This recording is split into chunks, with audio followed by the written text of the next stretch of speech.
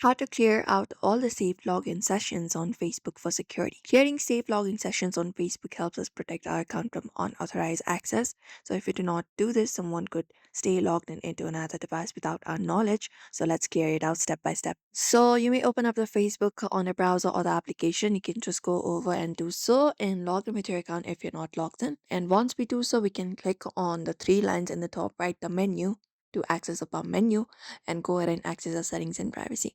So scroll down, find the option for settings and privacy, drop it down, and then just go over and select the option of settings here, access your setting. Now within settings here, we'll be finding different options. We need to go over to the section called Account Center of Meta. So tap on it and open up your account center. And within here, we can go over to the section for password and security and tap on it. Now, once we tap on it here, we'll be finding different sections. Now, if you would want to look out for where we are logged in, we can tap on this option called where we are logged in, and there we can review of the devices. Here we will be able to see a list of all the devices currently logged in into our account. It should include our device type, location, and last active time.